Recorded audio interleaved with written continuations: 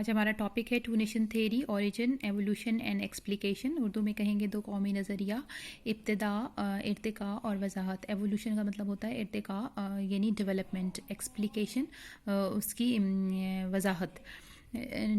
To nation theory, nation کیا ہوتا ہے؟ یہ ایک ٹرم ہے، اس کی وضاحت میں کرنا چاہوں گی علامہ اقبال کے شعر سے. اپنی ملت پر قیاس اقوام مغرب سے نہ کر، خاص ہے ترکیب میں قوم رسول ہاشمی صلی اللہ علیہ وآلہ وسلم.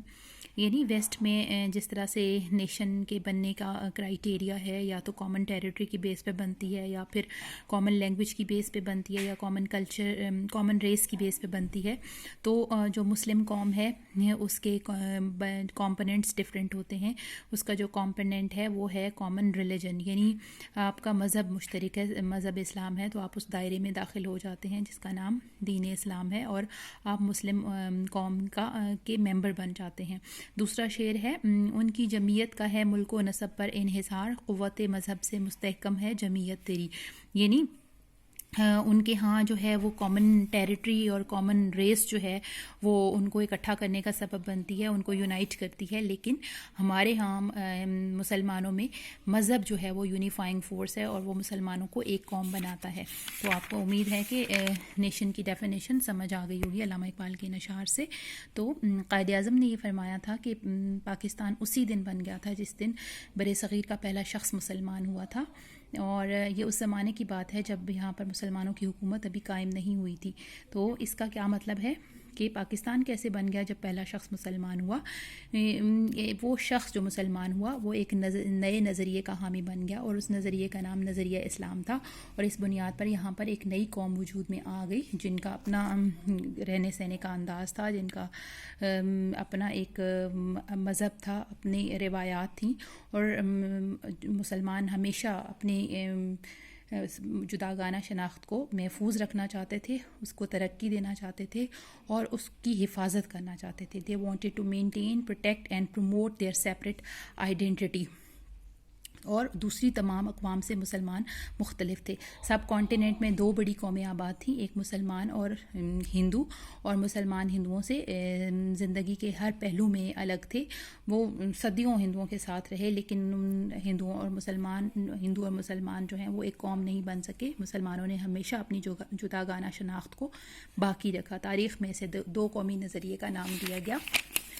اسی دو قومی نظریے کی بنیاد پر ہماری تحریک چلی، جسے تحریک پاکستان کا نام دیا جاتا ہے. Pakistan movement revolved around two nation theory, اور اس دو قومی نظریے کے ارتقاء میں مسلم جو لیڈرز تھے، eminent Muslim leaders, they played an important role. اور ان میں سے کچھ لیڈرز کا رول ہم پڑھنے جا رہے ہیں بریفلی، کہ انہوں نے ٹو نیشن تھیری کے ایوولوشن میں کیا رول پلے کیا. ان میں سب سے پہلا نام ہے سر سید احمد خان کا. He was the pioneer of two nation theory. Urdu Hindi controversy جو کہ آپ نے 8th کلاس میں بھی پڑھا تھا، آپ کو پتہ ہے کہ اردو کی مخالفت میں ہندوؤں نے جو تحریک چلائی تھی، اردو زبان کو کے خاتمے کا مطالبہ تھا کہ اس کو آفیشیل لینگویج کے طور پہ اس کا سٹیٹس ختم کر دیا جائے.